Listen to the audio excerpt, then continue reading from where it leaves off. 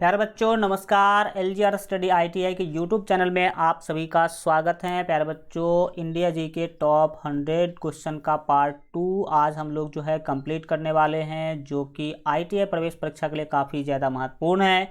तो अगर आप भी इस बार ITI का प्रवेश परीक्षा देने वाले हैं तो आज की क्लास को शुरू से अंत तक जरूर देखिएगा, क्योंकि इस टॉपिक से क्वेश्चन जो आएंगे वो सारे के सारे यहीं से आएंगे, एक भी क्वेश्चन आपका नहीं छूटेगा। शुरू करते हैं, आगे बढ़ते हैं। आगे बढ़ने से पहले छोटा सा जानकारी हम आपको दे दें कि अगर आप ITI प्रवेश परीक्षा का 100% तैयारी करना चाहते हैं, पर सभी सब्जेक्ट का तैयारी करना चाहते हैं, चैप्टर वाइज टॉपिक वाइज प्रत्येक वह चीज़ पढ़ना चाहते हैं जहां से ITI प्रवेश परीक्षा में क्वेश्चन पूछे जाते हैं, तो आप लोग हमारा सफलता बैच जरूर ज्वाइन कीजिए, क्योंकि यह एक फुल सिलेबस कोर्स है जिसमें आप लोगों को सभी विषय का तैयारी करवाया जाएगा। सभी विषय का चैप्टर वाइज आप लोगों को थ्योरी और इसके साथ साथ आपको क्वेश्चन भी करवाया जाएगा, यानी कि 100% चीज़ें यहाँ पर आप लोगों को पढ़ाया जाएगा, जिसको पढ़कर आप आराम से जो है ITI प्रवेश परीक्षा जो है निकाल सकते हैं, जिस तरह से पिछले साल के बच्चों ने अपना रिजल्ट प्राप्त किया है। आपको PDF नोट्स भी मिलेगा, जिसे आप प्रिंट आउट करवा करके उसे भी पढ़ाई कर सकते हैं। विशेष जानकारी के लिए आप इस दिए गए नंबर पर आप हमसे जो है कांटेक्ट कर सकते हैं। कोर्स का फी मात्र 499 है। ऐप का लिंक वीडियो के डिस्क्रिप्शन में दिया गया है। LGR स्टडी लाइव ऐप आप लोग प्ले स्टोर से भी डाउनलोड कर सकते हैं, जहां पर सफलता बैच चलता है। तो चलिए शुरू करते हैं आज के क्लास को। जैसा कि आप जानते हैं कि पार्ट 1 में हम लोग 50 क्वेश्चन ऑलरेडी कंप्लीट कर चुके हैं, तो आज जो है हम लोग 51 नंबर क्वेश्चन से 100 नंबर क्वेश्चन तक कंप्लीट करने वाले हैं। फर्स्ट क्वेश्चन आपके सामने में है।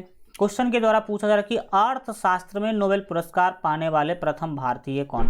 तो अर्थशास्त्र में सबसे प्रथम भारतीय जो है अमर्त्य सेन थे, जिन्हें नोबेल प्राइज मिला था। नोबेल प्राइज के बारे में बेसिक जानकारी हम पार्ट 1 में आपको दे चुके हैं। क्वेश्चन नंबर 2 आपसे पूछा जा रहा है कि भारत के प्रथम सिख प्रधानमंत्री। तो भारत के प्रथम सिख प्रधानमंत्री आप सभी जानते हैं डॉक्टर मनमोहन सिंह। नरेंद्र मोदी जी से पहले मनमोहन सिंह ही प्रधानमंत्री थे और ये एक सिख समुदाय से आते थे।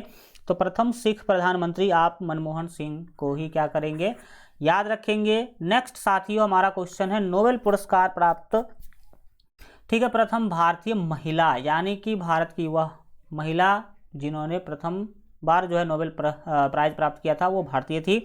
तो यहाँ पर आपका 53 के लिए सही आंसर हो जाएगा मदर टेरेसा। मदर टेरेसा यहाँ पर आपका बी ऑप्शन साथियों सही होगा। प्रथम भारतीय महिला ये जिन्होंने नोबेल प्राइज प्राप्त किया था। नेक्स्ट क्वेश्चन है 54 नंबर, भारत रत्न प्राप्त करने वाली पहली महिला। तो भारत रत्न प्राप्त करने वाली पहली महिला के बारे में आप नाम याद रखेंगे, श्रीमती इंदिरा गांधी। इंदिरा गांधी बी ऑप्शन यहाँ पर आपका बिल्कुल ही सही हो जाएगा। अगला साथियों क्वेश्चन है प्रथम महिला चिकित्सक। प्रथम महिला डॉक्टर आप समझ सकते हैं, तो प्रथम महिला डॉक्टर के बारे में आप याद रखेंगे, ठीक है, कादम्बिनी गांगुली। सी ऑप्शन यहाँ पर आपका साथियों बिल्कुल सही हो जाएगा। नेक्स्ट बात करते हैं आपका 56 नंबर क्वेश्चन। क्वेश्चन है कि राष्ट्रीय ध्वज तिरंगा में तीनों क्षैतिज जो पट्टियां हैं किस अनुपात में रहते हैं।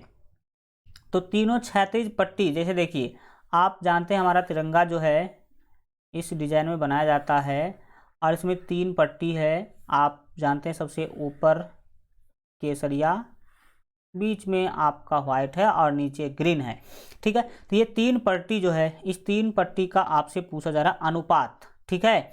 तो इस तीनों पट्टी का अनुपात सेम होता है, यानी कि इसमें कोई ज़्यादा चौड़ा और कोई ज़्यादा कम चौड़ा नहीं होता है, सबका चौड़ाई सेम होता है। सबका चौड़ाई क्या होता है, सेम होता है, ये बात आप याद रखेंगे। यानी कि सही आंसर यहाँ पर आपका सी हो जाएगा। अगर सबसे ऊपर वाला का 5 cm है तो नीचे वाला का भी 5 cm होगा और इसका भी 5 cm होगा चौड़ाई, ठीक है। तो ये आप अनुपात लंबाई चौड़ाई दोनों, ठीक है, लंबाई चौड़ाई दोनों सबका अनुपात सेम होता है। पट्टी के बारे में याद रखिएगा, ठीक है। आगे बढ़ते हैं।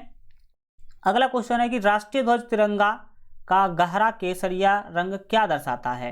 तो हमारा जो केसरिया रंग है वो दर्शाता है ताकत और साहस को, ठीक है। शांति को तो व्हाइट दर्शाता है, विकास उर्वरता को जो है आपका दिखाता है ग्रीन नीचे वाला, लेकिन यहाँ पर आपका सही आंसर हो जाएगा एक ताकत और साहस को दिखाने का काम करता है जो आपका केसरिया रंग है वो।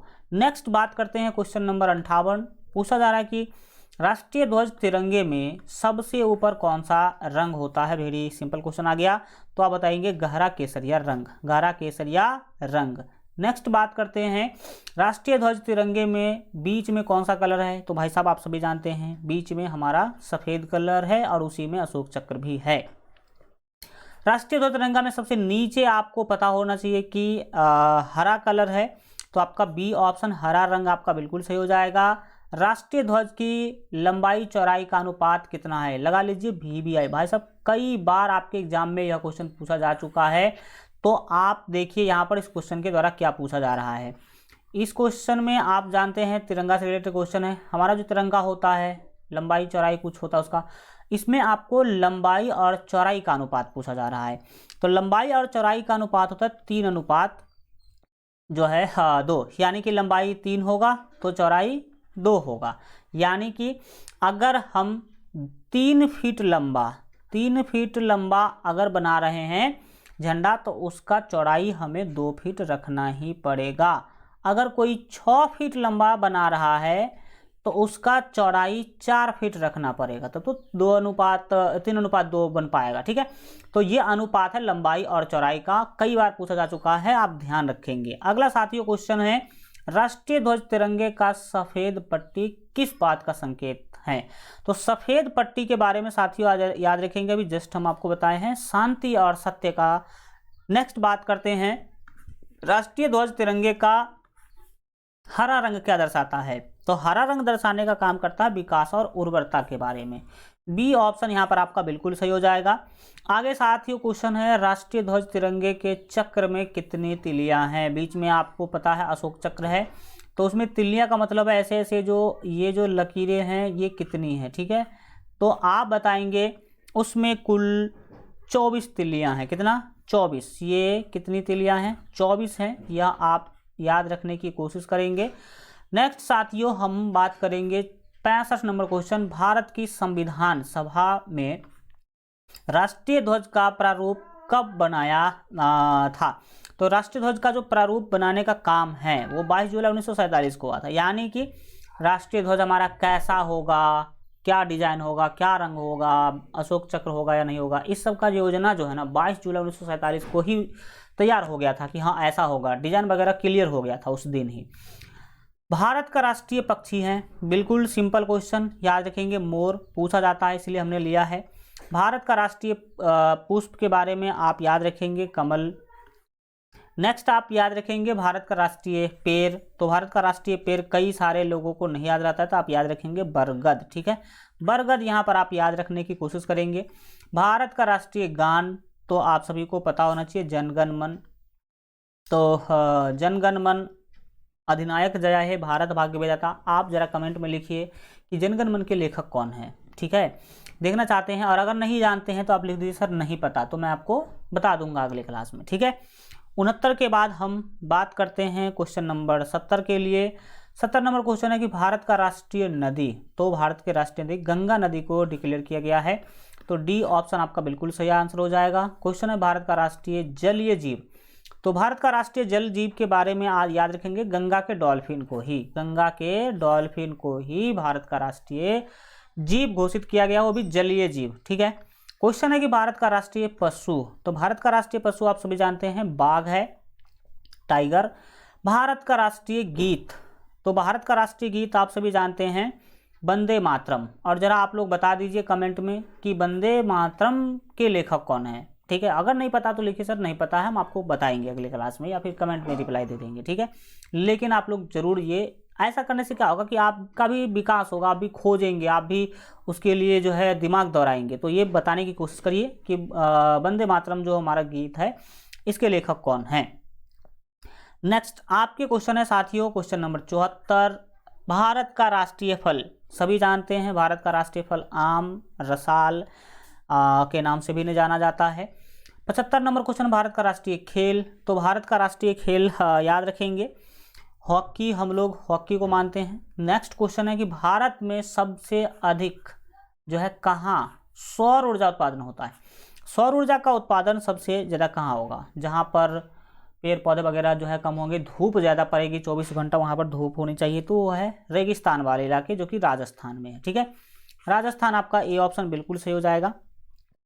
77 नंबर क्वेश्चन आपके सामने है, भारत में पवन ऊर्जा का सबसे जो है उत्पादक राज्य, सबसे बड़ा उत्पादक राज्य कर दीजिए, सबसे बड़ा उत्पादक राज्य कौन सा है। तो सौर ऊर्जा पवन ऊर्जा के बारे में चीज़ें हैं, तो तमिलनाडु आप याद रखेंगे, यहाँ पर सबसे ज़्यादा पवन ऊर्जा जो है उत्पादित किया जाता है। और पवनों का देश आप जानते हैं डेनमार्क को कहा जाता है, डेनमार्क में सबसे ज़्यादा पवन ऊर्जा का यूज किया जाता है, तो ये भी बात आप याद रख सकते हैं।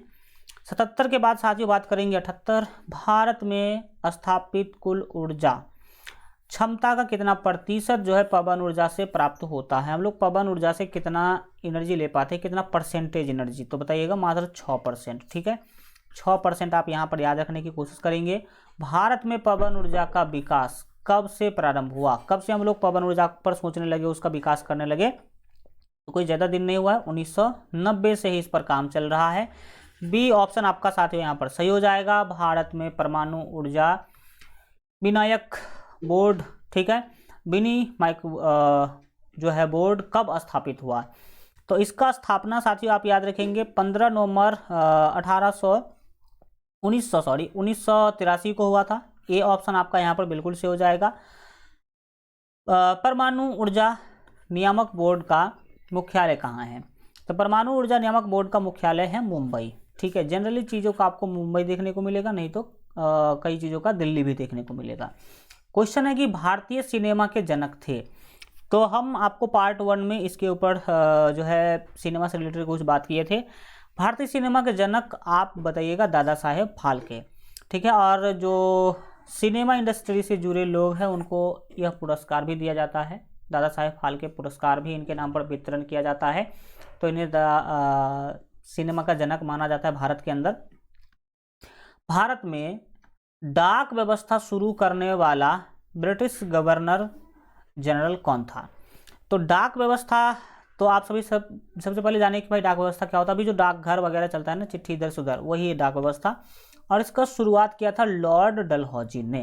तो डाक व्यवस्था का शुरुआत करने वाला लॉर्ड डलहौजी।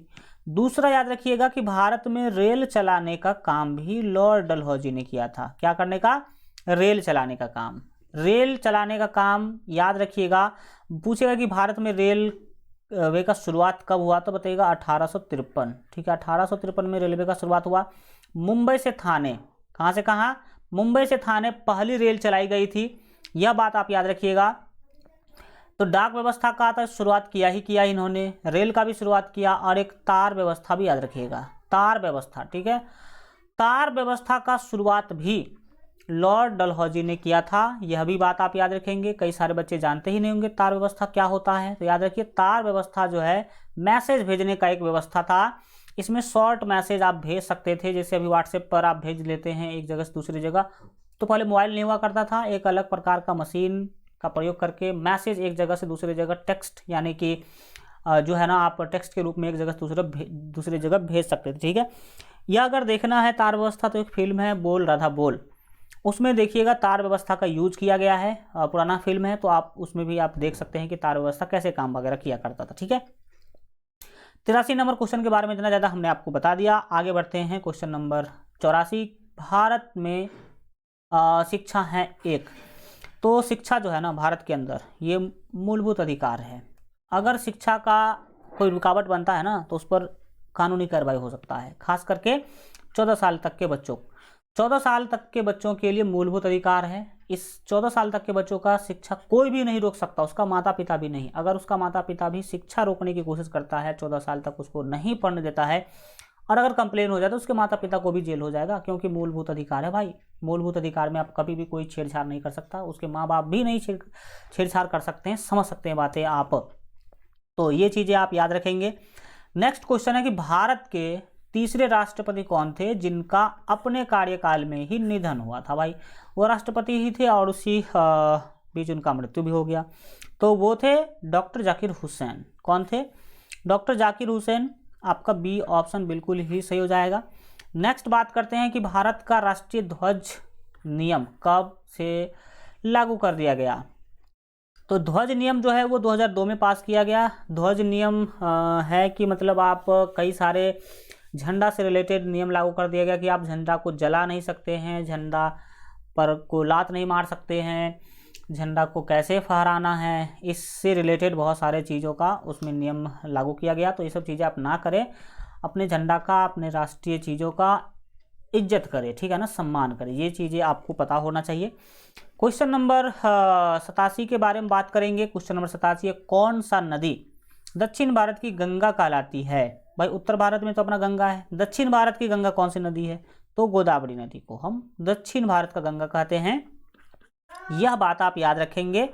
क्वेश्चन है कि प्रतिवर्ष भारत का बृहत्तम पशु मेला लगता है। ये बृहत्तम पशु मेला यानी कि सबसे बड़ा पशु मेला, भारत का सबसे बड़ा पशु मेला प्रत्येक साल कहाँ लगता है? तो याद रखिएगा, ये लगता है सोनपुर में। कहाँ लगता है साथियों?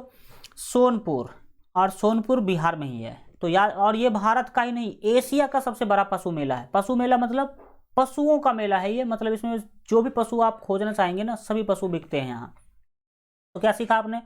भारत का सबसे बड़ा पशु मेला है, और भारत ही नहीं, एशिया का सबसे बड़ा पशु मेला बिहार सोनपुर में लगता है, ठीक है, ठंडी के महीनों में लगता है ये। नेक्स्ट बात करते हैं कि भारत का जो है बोस्टन किसे कहा जाता है? तो भारत का बोस्टन जो है अहमदाबाद को कहा जाता है। बोस्टन बंदरगाह था जो है, लेकिन भारत का बोस्टन जो है ना, हम अहमदाबाद को कहते हैं। ये ऑप्शन आप याद रखेंगे। नेक्स्ट क्वेश्चन है, ग्लोब पर कर्क रेखा भारत के कितने राज्य से होकर गुजरती हैं? तो कर्क रेखा भारत के 8 राज्य से होकर गुजरती है। तो आपका बी ऑप्शन से हो जाएगा। 8 राज्य कौन कौन सी है उतना नहीं पूछेगा, लेकिन आप 8 जरूर याद रखिएगा, ठीक है। नेक्स्ट क्वेश्चन है कि भारत के निम्न में से किस राज्य में पुरुषों की संख्या स्त्रियों से कम है? भाई साहब अजब ही है, सभी जगह पे पुरुष का संख्या ज़्यादा है, और कौन राज्य ऐसा जहाँ पर स्त्री का संख्या ज़्यादा है, यह पूछा जा रहा है। तो वह है केरल। केरल में स्त्रियों की संख्या ज़्यादा है पुरुषों के तुलना में। भारत में सबसे ऊंचा बांध भाखरा किस नदी पर बना है? भाखरा नंगल बांध परियोजना, आपको बताना है कि किस नदी पर बना हुआ है।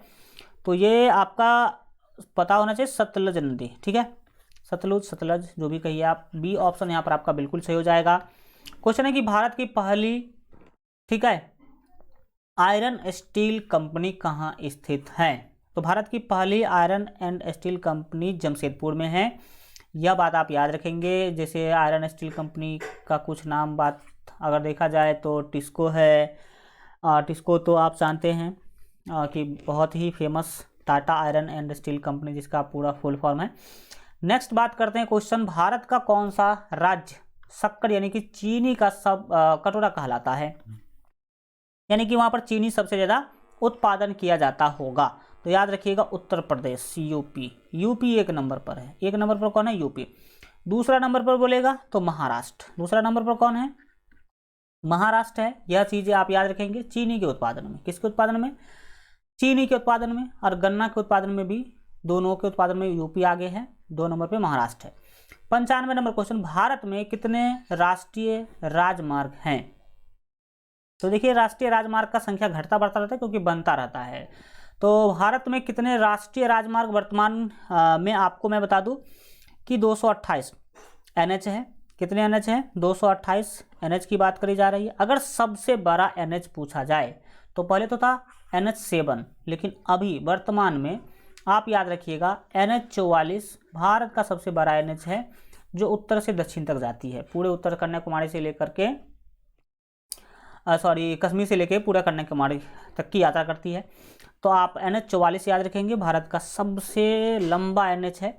नेक्स्ट साथियों बात करते हैं क्वेश्चन नंबर हम 96 के लिए, भारत का एकमात्र स्थान जहां टीन पाया जाता है, यानी कि कौन ऐसा स्थान है जहां पर टीन पाया जाता है? तो याद रखेंगे हजारीबाग, ये झारखंड में है, ठीक है। हजारीबाग कहाँ है? झारखंड में। क्वेश्चन है, वह नदी घाटी जिसे भारत का रूर के नाम से पुकारा जाता है? तो ये है दामोदर घाटी। दामोदर नदी घाटी भारत के रूर के नाम से पुकारा जाता है। क्वेश्चन नंबर आपके सामने 98, भारत में किस राज्य को भारत का जो है खाद्यान्न भंडार के रूप में जाना जाता है? भारत के अंदर जो है कौन ऐसा राज्य है जो खाद्यान्न भंडार के नाम से फेमस है? तो याद रखिएगा पंजाब। यहाँ पर उत्पादन बहुत ही ज़्यादा होता है। क्वेश्चन बात करेंगे 99 नंबर, पूछा जा रहा है कि शांत घाटी स्थित है। तो भाई साहब याद रखिएगा शांत घाटी साइलेंट वैली केरल में है। कहाँ पर है? साइलेंट वैली केरल में है। क्वेश्चन आपके सामने है कि मदुरै कहाँ है? तो मदुरै के बारे में आप याद रखेंगे तमिलनाडु में मदुरै नाम का स्थान है। यह चीज़ें आप जो है ध्यान रखने की जो है कोशिश करेंगे। इस तरह से हम लोगों ने साथियों 100 क्वेश्चन कंप्लीट कर लिया है। और अगर आप लोगों को वीडियो अच्छा लगा हो तो लाइक ज़रूर कर दीजिएगा। और साथ ही साथ मैं आपको बता दूं कि अगर आप ITI प्रवेश परीक्षा के बेहतर तैयारी के लिए सभी सब्जेक्ट का 100% तैयारी करना चाहते हैं, प्रत्येक सब्जेक्ट का चैप्टर वाइज टॉपिक वाइज प्रत्येक वह चीज़ पढ़ना चाहते हैं जिसको पढ़ के आप ITI प्रवेश परीक्षा आराम से पास कर सकते हैं, तो आप हमारा सफलता बैच जरूर ज्वाइन करिए। वीडियो के डिस्क्रिप्शन में आपको ऐप का लिंक मिल जाएगा जिस ऐप पर क्लास चलता है।